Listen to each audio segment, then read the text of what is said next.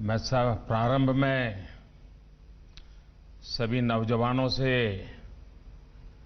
एक नारा बोलने के लिए आग्रह करूंगा। आप जरूर मेरे साथ बोलिए। मैं कहूंगा स्वामी विवेकानंद, आप कहिए अमर रहे, अमर रहे। स्वामी विवेकानंद, स्वामी विवेकानंद।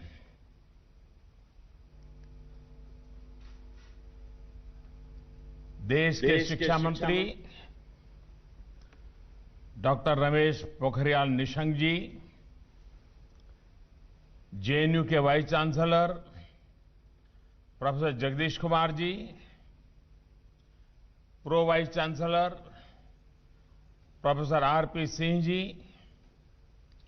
आज के इस अवसर को साकार करने वाले जेएनयू के पूर्व छात्र डॉक्टर मनोज कुमार जी, मूर्तिकार श्री नरेश कुमावत जी, अलग अलग स्थानों से जुड़े फैकल्टी मेंबर्स और विशाल संख्या में इस कार्यक्रम के साथ जुड़े हुए मेरे सभी युवा साथियों, मैं जेएनयू प्रशासन, सभी शिक्षकों और स्टूडेंट्स को इस महत्वपूर्ण अवसर पर बहुत बधाई देता हूं। साथियों, स्वामी विवेकानंद जी कहते थे, मूर्ति में आस्था का रहस्य ये है, मूर्ति में आस्था का रहस्य ये है कि आप उस एक चीज से विजन ऑफ डिविनिटी डेवलप करते हैं। मेरी कामना है कि जेएनयू में लगी स्वामी जी की ये प्रतिमा सभी को प्रेरित करे, ऊर्जा से भरे। ये प्रतिमा वो साहस दे, करेज दे, जिसे स्वामी विवेकानंद जी प्रत्येक व्यक्ति में देखना चाहते थे। ये प्रतिमा वो करुणा भाव सिखाएं, कंपैशन सिखाएं, जो स्वामी जी के दर्शन का मुख्य आधार है।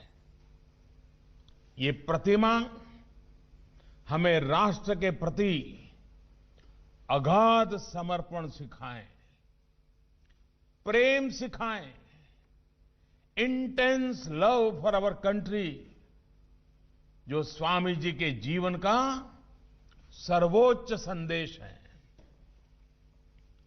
ये प्रतिमा देश को विजन ऑफ वननेस के लिए प्रेरित करे, जो स्वामी जी के चिंतन की प्रेरणा रहा है। ये प्रतिमा देश को यूथ लेड डेवलपमेंट के विजन के साथ आगे बढ़ने के लिए प्रेरित करे, जो स्वामी जी की अपेक्षा रही है। ये प्रतिमा हमें स्वामी जी के सशक्त समृद्ध भारत के सपने को साकार करने की प्रेरणा देती रहे। साथियों, ये सिर्फ एक प्रतिमा नहीं है, बल्कि ये उस विचार की ऊंचाई का प्रतीक है जिसके बल पर एक सन्यासी ने पूरी दुनिया को भारत का परिचय दिया। उनके पास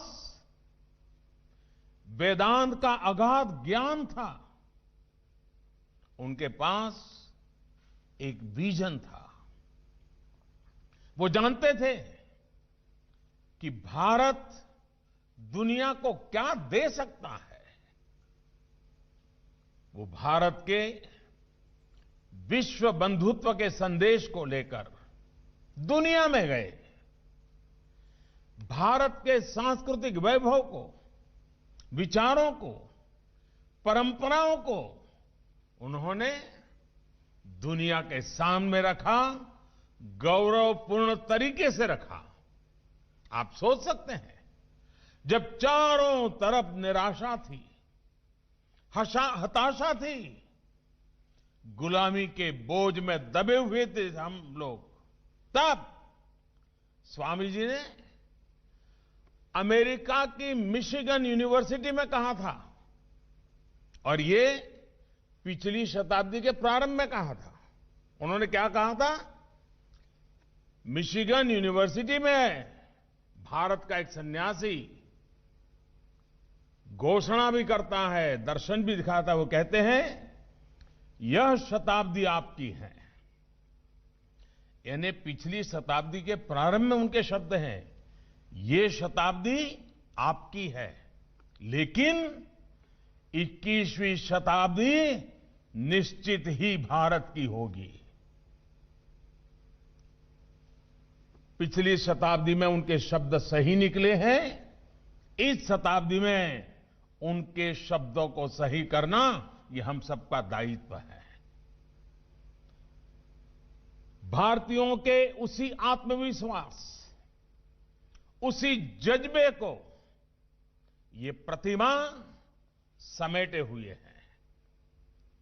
ये प्रतिमा उस ज्योति पुंज का दर्शन है जिसने गुलामी के लंबे कालखंड में खुद को, अपने सामर्थ्य को, अपनी पहचान को भूल रहे भारत को जगाया था, जगाने का काम किया था, भारत में नई चेतना का संचार किया था।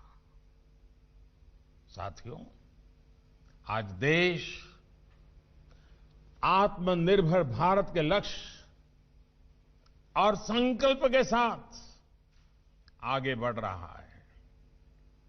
आज आत्मनिर्भर भारत का विचार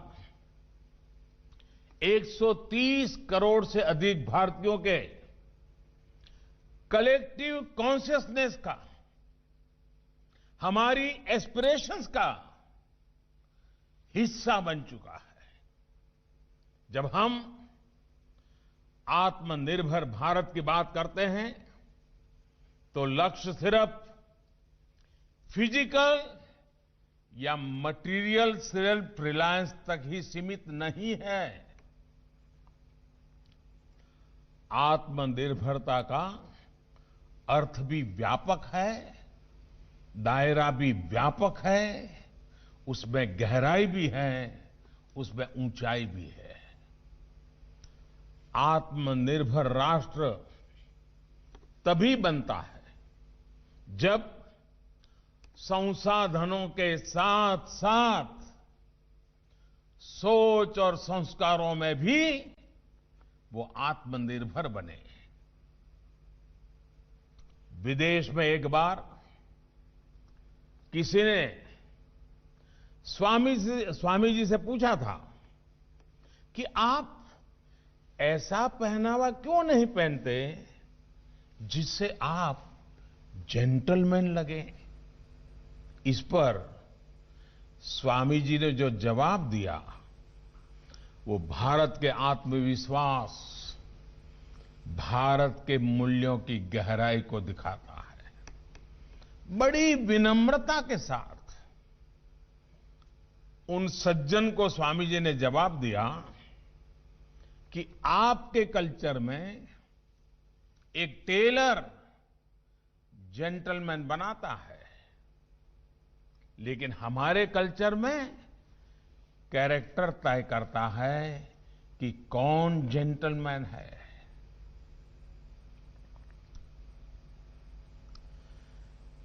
आत्मनिर्भर सोच और संस्कारों का निर्णय ये कैंपस बनाते हैं, आप जैसे युवा साथी बनाते हैं। साथियों, देश का युवा ही दुनिया भर में ब्रांड इंडिया का ब्रांड एम्बेसडर्स है। हमारे युवा भारत के कल्चर और ट्रेडिशन का प्रतिनिधित्व करते हैं। इसलिए आपसे अपेक्षा सिर्फ भारत की पुरातन पहचान पर गर्व करने भर की ही नहीं है, बल्कि 21वीं सदी में भारत की नई पहचान गढ़ने की भी है। अतीत में हमने दुनिया को क्या दिया, ये याद रखना और ये बताना हमारे आत्मविश्वास को बढ़ाता है। इसी आत्मविश्वास के बल पर हमें भविष्य पर काम करना है। भारत 21वीं सदी की दुनिया में क्या कंट्रीब्यूट करेगा, इसके लिए इनोवेट करना हम सभी का दायित्व है। साथियों, हमारे युवा साथी जो देश की पॉलिसी और प्लानिंग की अहम कड़ी हैं, उनके मन में ये सवाल जरूर उठता होगा कि भारत की आत्मनिर्भरता का मतलब क्या खुद में ही रमने का है क्या? अपने में ही मगन रहने का है क्या? तो इसका जवाब भी हमें स्वामी विवेकानंद जी के विचारों में मिलेगा। स्वामी जी से एक बार किसी ने पूछा, क्या संतों को अपने ही देश के बजाय सभी देशों को अपना नहीं मानना चाहिए? इस पर स्वामी जी ने सहज ही जवाब दिया कि वो व्यक्ति जो अपनी मां को स्नेह और सहारा न दे पाए, वो दूसरों की माताओं की चिंता कैसे कर सकता है? इसलिए हमारी आत्मनिर्भरता पूरी मानवता के भले के लिए है और हम ये करके दिखा रहे हैं। जब जब भारत का सामर्थ्य बढ़ा है, तब तब उससे दुनिया को लाभ हुआ है। भारत की आत्मनिर्भरता में आत्मवत् सर्वभूतेषु की भावना जुड़ी हुई है। पूरे संसार के कल्याण की सोच जुड़ी हुई है। साथियों, आज हर सेक्टर में किए जा रहे अभूतपूर्व सुधार आत्मनिर्भरता की भावना से किए जा रहे हैं। देश की जनता ने वोट के माध्यम से इन रिफॉर्म्स को समर्थन भी दिया है। आप सभी तो जेएनयू में भारत की सामाजिक और राजनीतिक व्यवस्था का गंभीरता से विश्लेषण करते रहते हैं। आपसे बेहतर ये कौन जानता है कि भारत में रिफॉर्म्स को लेकर क्या क्या बातें होती थी? क्या ये सच नहीं है? क्या भारत में गुड रिफॉर्म्स को बैड पॉलिटिक्स नहीं माना जाता था? तो फिर गुड रिफॉर्म्स गुड पॉलिटिक्स कैसे हो गए? इसको लेकर आप जेएनयू के साथी जरूर रिसर्च करें।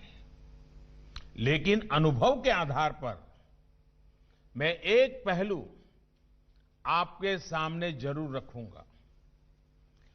आज सिस्टम में जितने रिफॉर्म्स किए जा रहे हैं, उनके पीछे भारत को हर प्रकार से बेहतर बनाने का संकल्प है। आज हो रहे रिफॉर्म्स के साथ नियत और निष्ठा पवित्र है। आज जो रिफॉर्म्स किए जा रहे हैं, उससे पहले एक सुरक्षा कवच तैयार किया जा रहा है। इस कवच का सबसे बड़ा आधार है विश्वास, भरोसा। अब जैसे प्रो फार्मर रिफॉर्म्स, उसी की बात कर लें। किसान दशकों तक सिर्फ राजनीतिक चर्चा का ही विषय रहा। जमीन पर उसके हित में कदम सीमित ही थे। बीते 5-6 सालों में हमने किसानों के लिए एक सुरक्षा तंत्र विकसित किया। सिंचाई का बेहतर इंफ्रास्ट्रक्चर हो, मंडियों के आधुनिकीकरण पर निवेश हो, यूरिया की उपलब्धता हो, सॉइल हेल्थ कार्ड हो, बेहतर बीज हो, फसल बीमा हो, लागत का 1.5 गुना एमएसपी हो, ऑनलाइन मार्केट की व्यवस्था ई नाम हो और पीएम सम्मान निधि से सीधी मदद हो। बीते सालों में एमएसपी को भी अनेक बार बढ़ाया गया और किसानों से रिकॉर्ड खरीद भी की गई है। किसानों के इर्द गिर्द जब ये सुरक्षा कवच बन गया, जब उनमें विश्वास जागा, तब जाकर के एग्रो रिफॉर्म्स को हमने आगे बढ़ाया।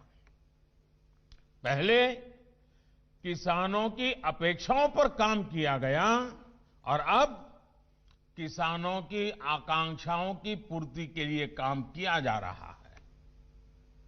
अब किसानों को पारंपरिक साधनों से ज्यादा विकल्प बाजार में मिल रहे हैं। जब विकल्प ज्यादा मिलते हैं तो खरीदारों में कंपटीशन भी बढ़ रहा है, जिसका सीधा लाभ किसान को मिलने वाला है। रिफॉर्म्स के कारण अब किसान उत्पादक संघ यानी एफपीओज के माध्यम से किसानों के सीधे एक्सपोर्टर्स बनने का भी रास्ता साफ हुआ है। साथियों, किसानों के साथ साथ गरीबों के हित में किए गए रिफॉर्म्स के मामले में यही रास्ता अपनाया जा रहा है। हमारे यहां लंबे समय तक गरीब को सिर्फ नारों में ही रखा गया, लेकिन सच्चाई ये थी कि देश के गरीब को कभी सिस्टम से जोड़ने की चेष्टा ही नहीं हुई। जो सबसे ज्यादा निग्लेक्टेड था वो गरीब था, जो सबसे ज्यादा अनकनेक्टेड था वो गरीब था, जो सबसे ज्यादा फाइनेंशियली एक्सक्लूडेड था वो गरीब था। अब गरीबों को अपना पक्का घर, टॉयलेट, बिजली, गैस, साफ पीने का पानी, डिजिटल बैंकिंग, सस्ती मोबाइल कनेक्टिविटी और तेज इंटरनेट कनेक्शन की सुविधा जैसे अन्य नागरिकों को मिल रही है, गरीबों तक भी पहुंच रही है। ये गरीब के इर्द गिर्द बुना गया वो सुरक्षा कवच है जो उसकी आकांक्षाओं की उड़ान के लिए जरूरी है। साथियों, एक और रिफॉर्म जो सीधे आपको जेएनयू जैसे देश के कैंपसेस को प्रभावित करता है, वो है नई नेशनल एजुकेशन पॉलिसी। इस नई नेशनल एजुकेशन पॉलिसी की कोर वैल्यूज ही कॉन्फिडेंस, कन्विक्शन और कैरेक्टर से भरे युवा भारत का निर्माण करना है। यही स्वामी जी का भी विजन था। वो चाहते थे कि भारत में शिक्षा ऐसी हो जो आत्मविश्वास दे, उसको हर प्रकार से आत्मनिर्भर बनाए। जीवन के 2-2.5 दशक के बाद युवा साथियों को जो हौसला मिलता है वो स्कूली जीवन की शुरुआत में ही क्यों ना मिले। किताबी ज्ञान तक, स्ट्रीम्स की बंदिशों तक, मार्कशीट, डिग्री, डिप्लोमा, तब तक ही युवा ऊर्जा को क्या बांध करके रखा जाए। नई नेशनल एजुकेशन पॉलिसी को उसका फोकस इसी बात पर सबसे अधिक है। इंक्लूजन नई एनईपी के मूल में है। भाषा सिर्फ और सिर्फ एक माध्यम है, ज्ञान का पैमाना नहीं। ये इस एनईपी की भावना है।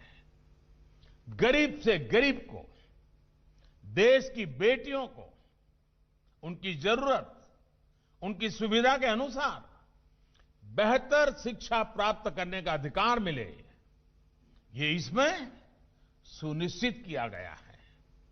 साथियों, रिफॉर्म्स का निर्णय करना ही अपने आप में काफी नहीं होता।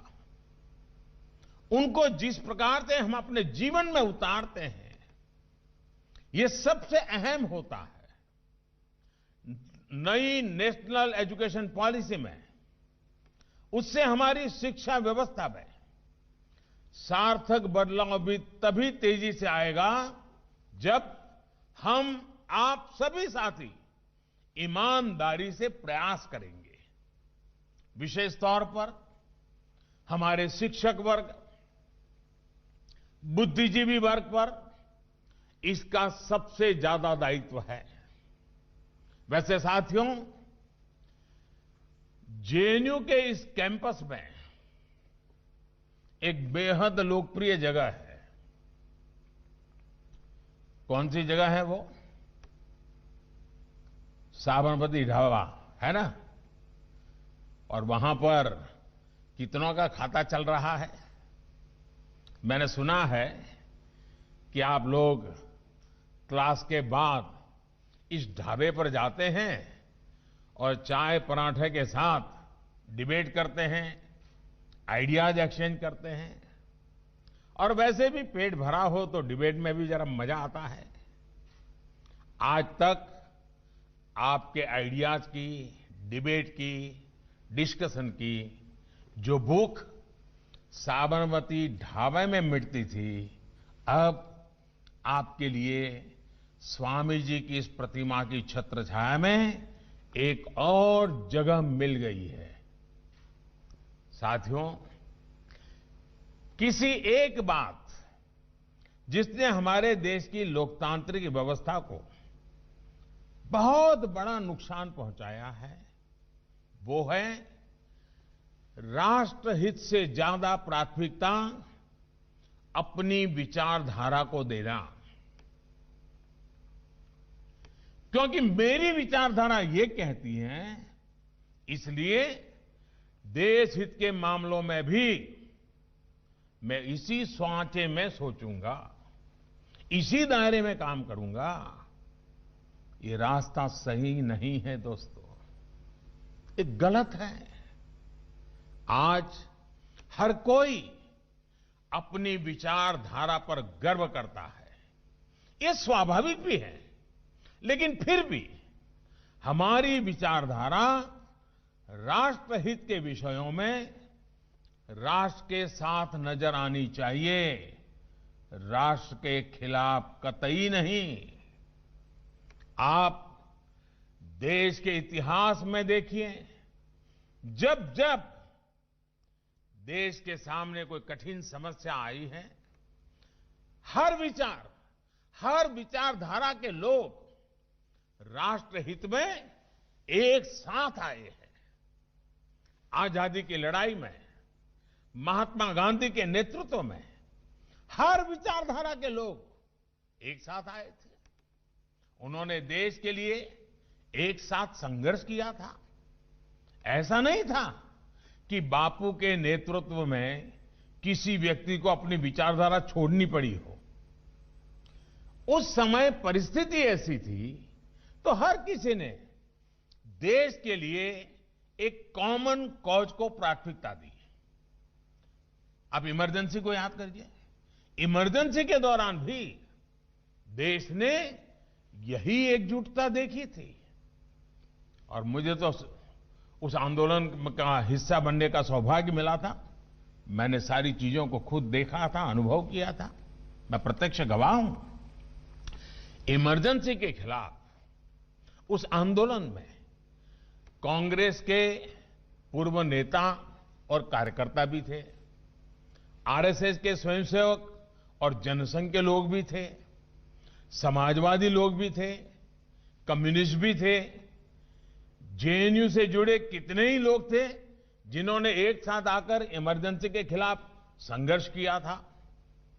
इस एकजुटता में, इस लड़ाई में भी किसी को अपनी विचारधारा से समझौता नहीं करना पड़ा था। बस उद्देश्य एक ही था, राष्ट्रहित। और यह उद्देश्य ही सबसे बड़ा था। इसलिए साथियों, जब राष्ट्र की एकता, अखंडता और राष्ट्रहित का प्रश्न हो तो अपनी विचारधारा के बोझ तले दबकर फैसला लेने से देश का नुकसान ही होता है। हां, मैं मानता हूं कि स्वार्थ का लिए, अवसरवाद के लिए अपनी विचारधारा से समझौता करना भी उतना ही गलत है। इस इंफॉर्मेशन एज में अब इस तरह का अवसरवाद सफल नहीं होता और हम बिल्कुल रोजमर्रा की जिंदगी में आजकल इन चीजों को बड़ी बारीकी से देख भी पा रहे हैं। हमें अवसरवाद से दूर लेकिन एक स्वस्थ संवाद को लोकतंत्र में जिंदा रखना है। साथियों, आपके यहां तो आपके हॉस्टल्स के नाम भी गंगा, साबरमती, गोदावरी, ताप्ती, कावेरी, नर्मदा, झेलम, सतलुज जैसी नदियों के नाम पर है। इन नदियों की तरह ही आप सभी देश के अलग अलग हिस्सों से आते हैं, अलग अलग विचार लेकर आते हैं और यहां मिलते हैं। आइडियाज की इस शेयरिंग को, नए नए विचारों के इस प्रवाह को अविरल बनाए रखना है, कभी सूखने नहीं देना है। हमारा देश वो महान भूमि है जहां अलग अलग बौद्धिक विचारों के बीच अंकुरित होते रहे हैं, विकसित होते रहे हैं और फलते भी हैं, फूलते भी हैं। इस परंपरा को मजबूत करना आप जैसे युवाओं के लिए तो खास तौर पर बहुत आवश्यक है। इसी परंपरा के कारण भारत दुनिया का सबसे वाइब्रेंट लोकतंत्र है। मैं चाहता हूं कि हमारा देश का युवा कभी भी किसी भी स्टेटस को ऐसे ही एक्सेप्ट न करें। कोई ये कह रहा है इसलिए सही मान लो, ये नहीं होना चाहिए। आप तर्क करिए, बात करिए, विवाद करिए, स्वस्थ चर्चा करिए, मनन मंथन करिए, संवाद, और फिर किसी परिणाम पर पहुंचिए। स्वामी विवेकानंद जी ने भी कभी स्टेटस को स्वीकार नहीं किया था। और हां, एक चीज जिस पर मैं खास तौर पर बात करना चाहता हूं और वो है ह्यूमर, आपस में हंसी मजाक। ये बहुत बड़ा लुब्रिकेटिंग फोर्स है। अपने भीतर स्पिरिट ऑफ ह्यूमर को जरूर जिंदा रखिए। कभी कभी तो मैं कई नौजवानों को देखता हूं जैसे इतने बोझ नीचे दबे हुए होते हैं, जैसे सारा पूरी दुनिया का बोझ उनके सर पे है। कई बार हम अपनी कैंपस लाइफ में, पढ़ाई में, कैंपस पॉलिटिक्स में ह्यूमर को ही भूल जाते हैं। इसलिए हमें इसे बचाकर रखना है। अपने सेंस ऑफ ह्यूमर को खोने नहीं देना है। युवा साथियों, छात्र जीवन खुद को पहचानने के लिए एक बहुत उत्तम अवसर होता है। खुद को पहचानना ये जीवन की बहुत अहम आवश्यकता भी होती है। मैं चाहूंगा इसका भरपूर उपयोग कीजिए। जेएनयू कैंपस में लगी स्वामी जी की प्रतिमा राष्ट्र निर्माण, राष्ट्र प्रेम और राष्ट्र जागरण के प्रति यहां आने वाले हर युवा को प्रेरित करती रहे। इसी कामना के साथ आप सभी को बहुत बहुत शुभकामनाएं। आप सब सफल होइए, स्वस्थ रहिए, आने वाले दिनों के पर्वों को धूमधाम से मनाइए। अपने परिजन जो यहां रहते हैं उनको भी ये संतोष हो कि आप भी दिवाली के माहौल में उसी खुशी मिजाज से काम कर रहे हैं। यही अपेक्षा के साथ मेरी तरफ से आप सबको अनेक अनेक शुभकामनाएं। बहुत बहुत धन्यवाद।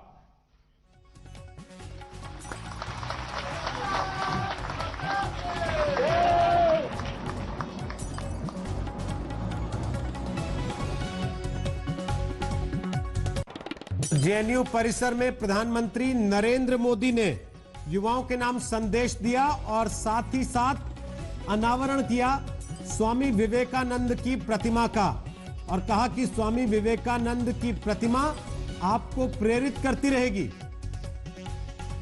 इसके अलावा प्रधानमंत्री ने कहा कि देश के युवा दुनिया भर में हमारे देश के ब्रांड एम्बेसडर हैं, लेकिन वैचारिक टकराव जेएनयू में जो पिछले काफी समय से चर्चा में रहा है, उस पर उन्होंने कहा कि विचारधारा का टकराव देश हित से ऊपर नहीं होना चाहिए। राष्ट्रहित में हर विचारधारा के लोगों को साथ आना चाहिए। गांधी जी के साथ हर विचारधारा के लोग जुड़े थे।